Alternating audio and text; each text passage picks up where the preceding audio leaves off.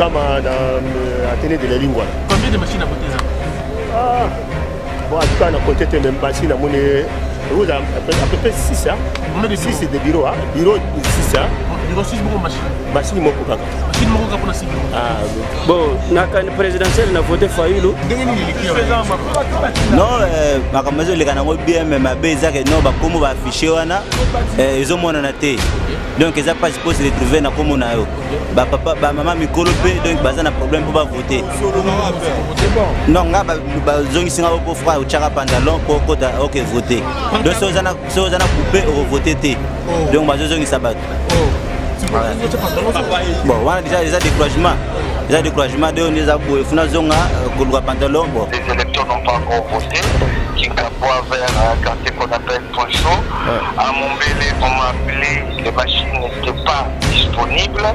Donc il y a beaucoup d'inquiétudes comme ça à 1 ou 2, 3 plusieurs endroits à travers la ville de Kinshasa. Est-ce que c'est écrit dans la loi qu'il faut que les gens mettent le pantalon pour avoir accès au bureau de vote?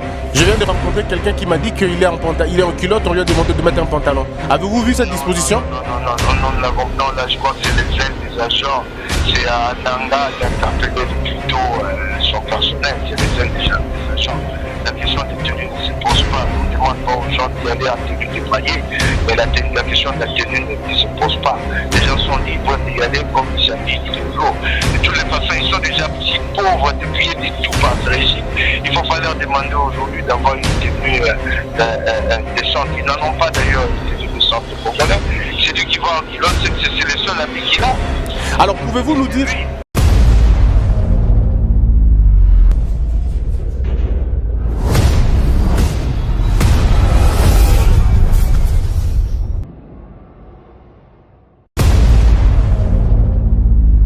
Bandeko balandi mbote na bino awa toza na Lingwala côté ya Wileri côté ya Wileri tobandi siko wana bino moko soki bomoni ba image tozo lakisa bino eza nano ba preuve suffisante que toki ko élire gouvernement oyo te. Et puis nzamba za juste tala mbula ndenge beti le lobo elakisa combien ce régime n'a rien fait. Au Mouzon Mayo, le boulot de Dinda, on a en plein centre, je vais dire ça comme ça, mais dans la situation, il y a balabala.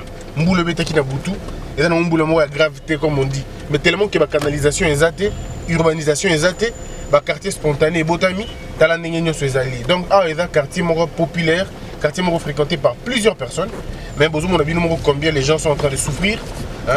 Donc je n'ai pas besoin de la veste topé ça pas tu malonga parce que déjà la situation est là compliquée. Alors tout ça dans le cas évidemment tout ça qui nous filmer parce que comme menacé est vraiment compliqué. C'est insécurité zamo mingi la police va tenir dans balabala on nous empêche de filmer convenablement de prendre les images. Il faut vous accréditer. Donc biso tout ça là on a pas condition vous on a alors autres le gars ba yate que avenue moko na kati ya village té tout ça vraiment na kati ya Wileri ndé avenue bozomona oyo boye. Tobani na centre Liboso, et ça centre centre Bukama. On va aller là-bas, mais il faut signaler nini que na Mongafula par exemple, batu ba bengi biso ba lobby depuis 22h, ba naika pour voter. Machine kota qui déjà, batu ba naika pour voter depuis 22h. Batongo banani to éviter. Avant arriver à l'observateur, avant arriver, il y a batonenge na ndenge, batu ba qui déjà pour voter. Et là nous sommes en train de poursuivre la même logique. On a limité Mobimba par exemple, donc comme voilà, Batoupé Bazat Naouté, et c'est très compliqué. Alors, tout comme il y a le premier centre on a ici, Bande Kotoza la possibilité au Kitate. Mais je vous conseille juste de regarder comment les gens sont batondi, tout le monde approcher Moutoumoko clandestinement, tout le possibilité d'annégner. Alors, nous avons de quoi dans ma moto. Moto, bonjour.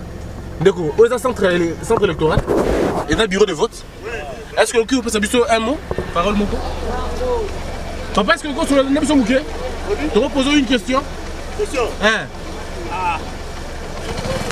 Poussana, s'il te plaît. Poussana, pardon. Poussana. T'es l'Ikambouté. Yo Poussana. Tout le monde, ils sont kata.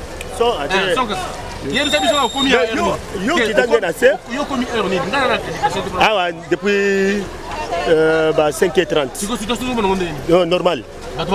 Oui, nous avons voté. Na voté déjà. Voté Non, nini? non, il est calme. Je sais pas mon papier. Moi bazana bon. Calme pépélé. Donc ah problème ezate. C'était problème ezate, ils ont calme. Alors, est-ce que ba policier bazana na kati? Ah oui oui, bazali. Bafandi, bazali. Mais sécurité ezate. Ba ah ba daki yoni. Depuis 5 heures. Depuis 5 heures. Oui oui. OK. Depuis 5 heures. Ah d'accord. Donc là, événement majeur ezate. Oui oui. Ah, tous dans le centre de Bukama. Oh, Bukama na Athénée de la Lingua. Combien de machines à voter ça? Ah. Bon, en tout cas, on a compté même machines à peu près 6 hein. Combien de bureaux? 6 de bureaux, hein. Bureau 6 hein. Bureau 6 bureaux machine. Machine moko kaka. Machine moko pour 6 bureaux. Ah, machine chaque banane machine. Ah d'accord. Merci hein papa. OK. Alors, tozaki na Bukama, tozoluka moto mususu, apesa biso point de vue na ye pe totala soki au kokana et au concordé. Alors voilà. Papa, s'il vous plaît, bonjour. Excusez, hein, aux électeurs. Oui, naza électeur. Est-ce que vous avez besoin d'un minimum de Bon, dans un premier temps, nazaki na difficulté à kozwa kombo na moni pe kombo te. Loko na landi ba série na ba MB. Après Nathalie place mo bandi na ba MA na ba MO. Le na pesi carte ba bimisi. Na kepe na sali élection na voter na calmement. Vous votez calmement? Oui. Problème de la machine? C'est très simple, vraiment très simple. Ce qui n'est pas à l'obéla, n'est pas à cancel vraiment. Et ça, bon, on a salé vraiment expliqué pendant 2 minutes, j'ai vite compris. On a salé même à 2 minutes. Bon, na présidentiel, on a voté Fayoulou, na national, on a voté Mike Mokebaï, na législatif, on a voté Batam et Florent. Mais vraiment, c'est bien fait. Merci. Ok. Oui, Mbote. Est-ce que tu comprends ça dans mon cœur, c'est monsieur interview, moi, quand 1 minute? Ah. Merci.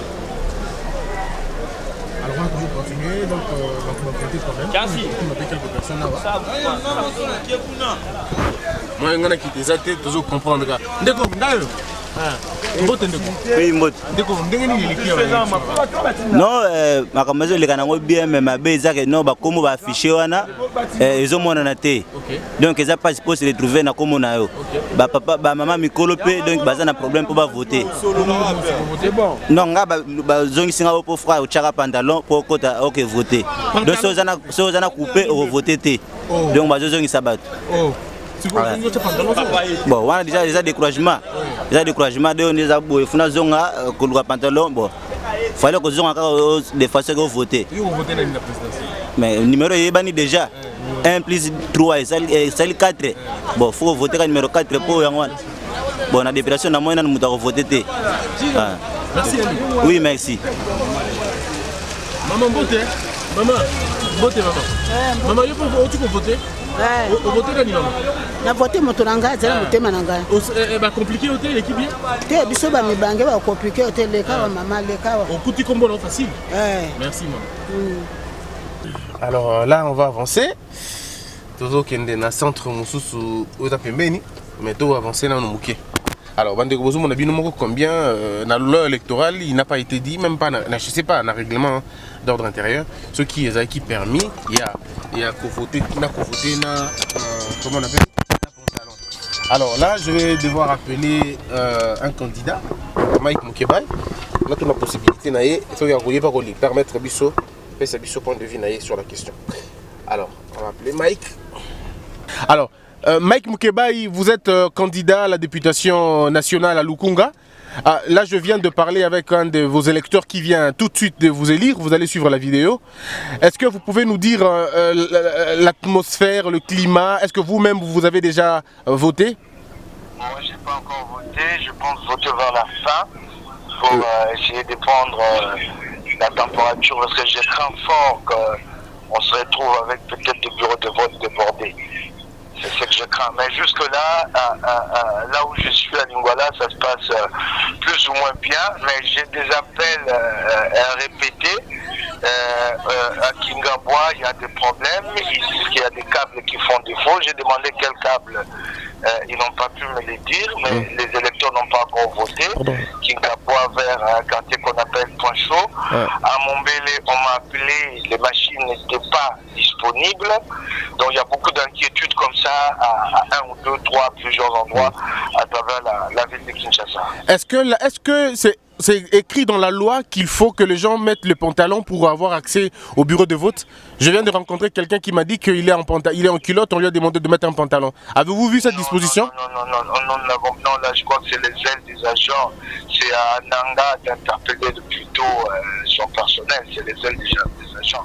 La question des tenues ne se pose pas. On ne demande pas aux gens d'y aller en tenue déployée, mais la question de la tenue ne se pose pas. Les gens sont libres d'y aller comme ils s'habillent tous les jours. De toutes les façons, ils sont déjà si pauvres depuis de tout par ce régime. Il ne faut pas leur demander aujourd'hui d'avoir une tenue décente. Ils n'en ont pas d'ailleurs une tenue décente de Congolais. C'est lui qui va en culotte, c'est les seuls habits qu'il a. Alors pouvez-vous nous dire, Mike Mokeba, où vous êtes pour que nous puissions vous retrouver?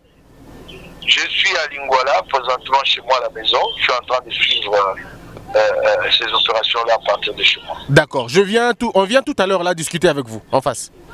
Je vous en prie. Merci beaucoup, merci. Alors, Bandeko Balandi, toujours poursuivre l'émission Nabiso. Toyambi, maman, mbote maman. Mbote papa. Maman, il biso voté, où tu peux voter? Na voté, oui, na voté. Et l'équipe n'est pas. Et l'équipe bien, mais sauf qu'à Bakomo Moussousoum. Et mon à la table, on a battu sous mon anité. Ok. Yo voté nani déjà? On a voté nani. On a voté la provinciale, on a voté Sitim, Isama Pius. La nationale, on a voté Tony Mwaba, Kazadi. Na président, on a voté numéro 20. Félix Tshisekedi. Merci beaucoup maman. Merci papa. Merci. Alors, Moni Binomoko, Martin Fayulu déjà une voix, Félix Tshisekedi une voix. Alors toujours continuer, que poursuivre, te retourne dans des groupes, ça va permettre Bisso voix, va permettre Bisso. Tomeka, toujours. Bonjour. Bonjour messieurs. Pouvez-vous nous donner une minute d'interview s'il vous plaît? Ça ne vous arrange pas? Merci. Alors nous poursuivons, toujours dans l'équipe en vite, oui, dans mon Bisso. Alors, toujours quand nous avons des gens qui ont des problèmes, et comme il est compliqué, donc on a beaucoup de cartes dans l'avocat parce qu'on ne sait jamais, ils peuvent toujours arrêter. Alors, tout le monde va permettre de quelques minutes à voir. Bonjour. Est-ce que beaucoup peut s'habiller une minute d'interview? Ok. Alors, très bien, tout le quitte. Ok. Alors, ici, on peut descendre. Alors, Bandeko Balandi, vous comprenez que Asko Togo Kita, parce que Naba centre de vote, c'est très compliqué avec tout ce que vous comprenez. Bazo Lingate, Batouba Kita, Bato Baza accrédité, Baron de Baza la possibilité. Toza à quelques 100 mètres là, bureau de vote, au Tukuna, Tomek un peu quoi, la température est en. Alors, bonjour, bonjour. Bonjour, mais il faut mettre la précision, il y a un bureau de vote. Oui, il y a Athénée, très bien. Alors, est-ce que température est là? Ndenge tokande toando kokanisa to toza surpris na ba événement sur terrain. Les lots tozo remercier d'abord Nzambe nda pesi biso climat ya bien et permettre ba congolais ba voter na kimia nyonso.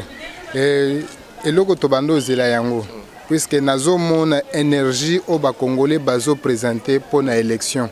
Topesi bango eloko babanda koluka balebele ngonga changement yango ezobeta malelo yango na tozo continuer.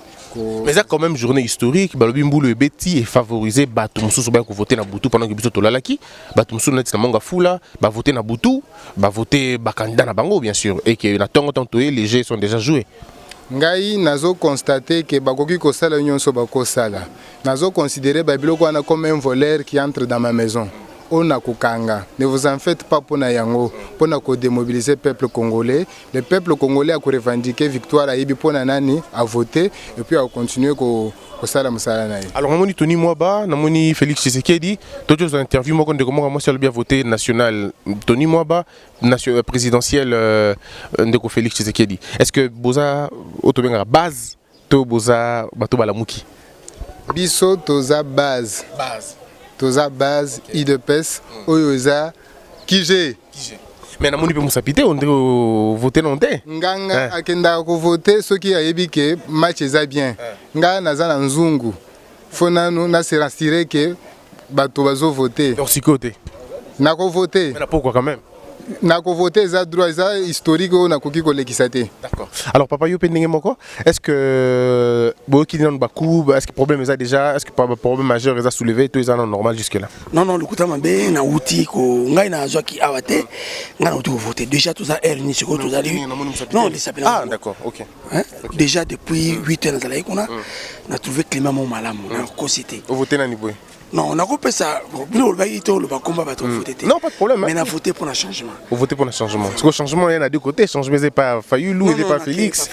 Ah, vous n'avez pas Félix. Bon, tu es député national. Non, on a voté, le côté en bien a voté que 45. 45, c'est ça. Ah, d'accord. Alors, est-ce que tu as rassuré que tu as gagné l'élection?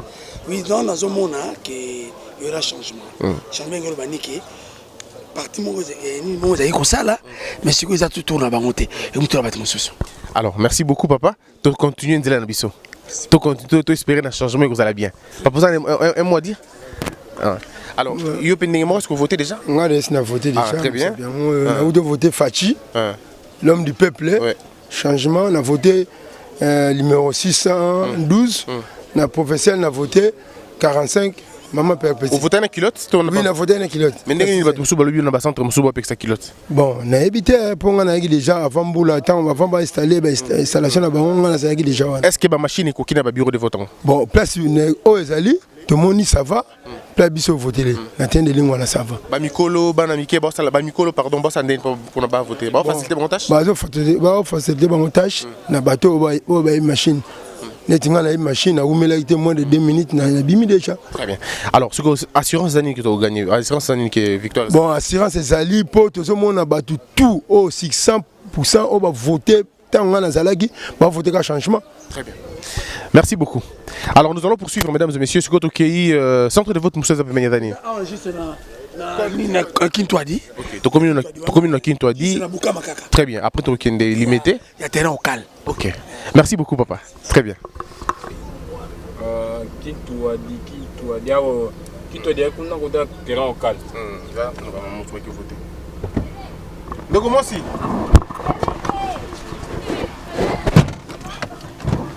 Maman Mbote, hein? Maman Mbote. Bon, tu vas voter? Et l'équipe bien? Va compliquer binoté? Ah. Bon, moni miss, bon pardon, na miss ne beaucoup mikolo, bon moni bilongo bien? Maman pourquoi vous votez? Ok, bah on va voter les bino. Et l'équipe problème, bah, on est sûr que Mouto n'a pas voté, Yoana. Si vous avez besoin de me bon, na gagné. Yo voté nani, va voter Léonin. Ok. Vous votez Chadarité, vous. Vous votez Chadarité, vous. Ah, d'accord.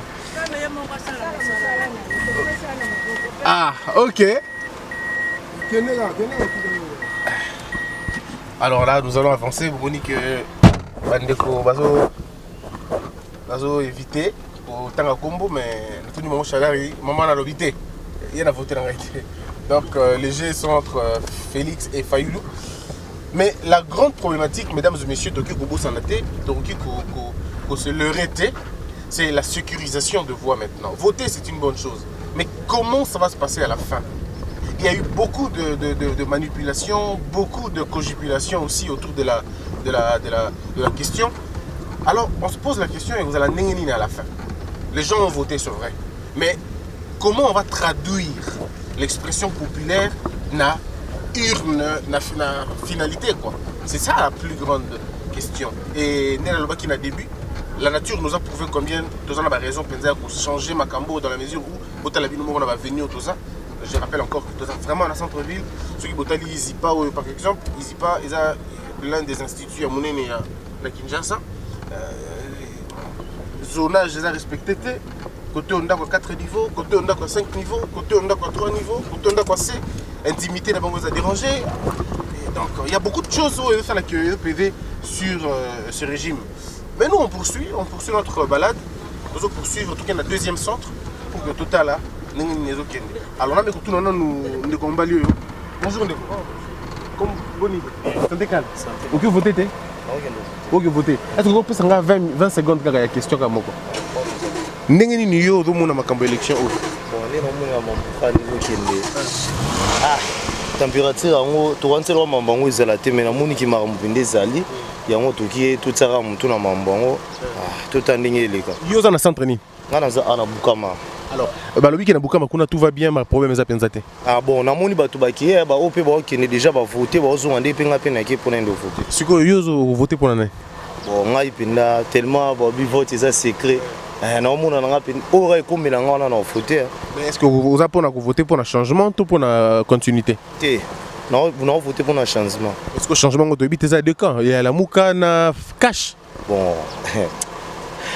Bon, on a voté des changements. Bon, député national. Député national. On a le député national et député non voté.